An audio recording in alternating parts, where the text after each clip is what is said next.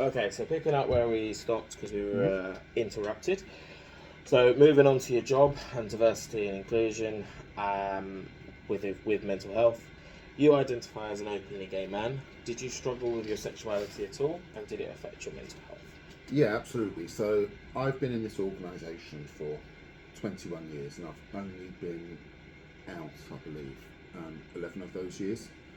Why didn't I come out previously? Because I was absolutely worried about how it would be perceived in the corporate environment, being in situations where people make jokes about sexuality and you have to just sort of sit there, nod, and laugh away. But it got to the point where I thought, well, why can I not be my authentic self? And as you progress on through the organisation and want to develop a career, people are naturally curious about who their leader is. And so I thought, well, now is time to start being my authentic self. And to be fair, things have been accepted all the way through. There have been situations where I have had to call things out which I deem are unacceptable.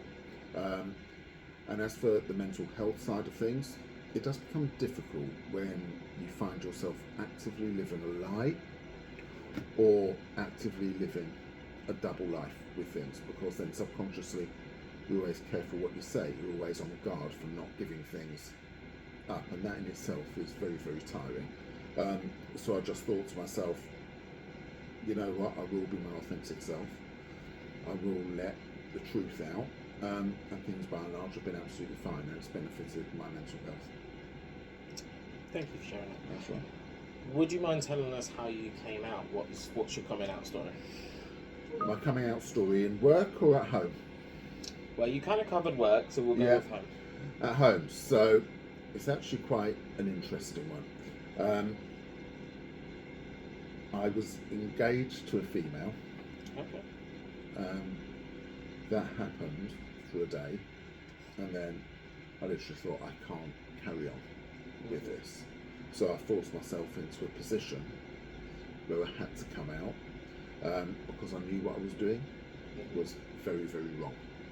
So I had the society pressure, sort of saying, got to get married to a nice girl, and all the rest of it. But I literally come to the point where I couldn't do it, and I had to tell my parents, and it was difficult. Dad grew up in the East End of London, very much a man's man, but my parents were wonderfully accepting over it. So literally, I forced myself into a position where I had to come out over it, because I did not want to live a lie in my life. Yeah, no, makes sense. In society, sexuality and mental health obviously go hand in hand. As people, especially young people, struggle to cope with their sexuality and their identity, of course, which is a hot topic these days with transphobia, body dysmorphia, and many different types of genders and pronouns that people use these days. As an openly gay man, what advice would you give to your younger self who is trying to find their sexuality and their identity in the world today? Fine. So my advice would be to be as authentic as you can, as early as possible in your life, and also find allies, find people who you can talk to about things, but also be very unapologetic about being you. You've got nothing to hide, nothing to feel sorry about, and no shame. And in the world now where you have got social media, things are much more accessible. You've got employee resource groups. You will find like-minded people around you. So really just try your best to live the life you want without any regrets. You owe no one any apologies. You also don't owe people explanations either. And if you are finding things difficult, reach out. There are plenty of people out there that can give advice and help you through it. Would you say that social media makes it easier or harder to come out there?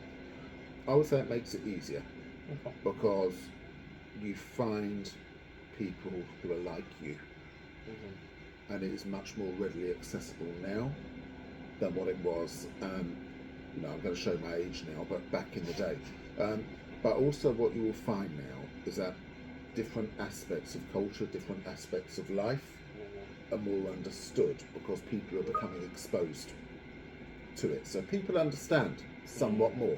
Yeah. And now being seen as homosexual, bisexual, transsexual, they should no longer be dirty words. And it's actually a fact of life. Your stigma's sort of going away now. I think there is still a stigma Yeah. attached. There is still a stigma attached to things. But unlike previously, things are more open, there is more understanding. I think there's more consequences now as well. If you're more homophobic and transphobic, etc., there's a consequence now, rather than there probably wasn't when you may have come out. Yeah, absolutely. And I think what makes things easier is because there is that consequence, because there is an understanding that some things are certainly not acceptable to say to people. Yeah. If you did raise it up, it would be taken very, very seriously. Yeah. Certainly in this case here, it would be taken seriously. Whereas previously, there would have been that fear about speaking up, because invariably you would be labelled as a troublemaker. Yeah. And, you know, so I do think, I'm going to say things are easier, but not necessarily for everyone. And it very much depends on the context. But there is help out there.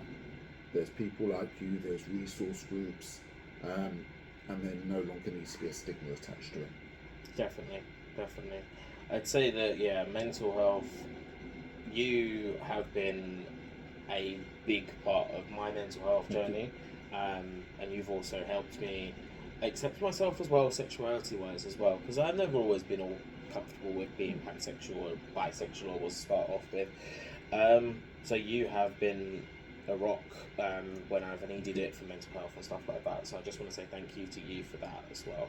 Thank you. I do sort of think, you know, as a leader in this business or any business, you should be able to be absolutely comfortable in being yourself. And, you know, I'm now very open and honest about myself, but my sexuality does not define who I am. I very much see it as what I am. It doesn't define who I am. It's part of your personality, but it's not all of it. Correct. Yeah. And funnily enough, I find being open about it leads people to be curious about. One of the best things for me is coming into work and someone asking me, how's your partner? How's your other half?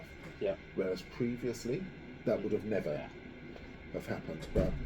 And I think any leader owes it to other people to be able to be authentic about themselves and generate that amongst their teams. Right. Well, thank you, Dan. So that is the end of the interview. So I just want to say thank you to everyone for your support. Please like, share and donate.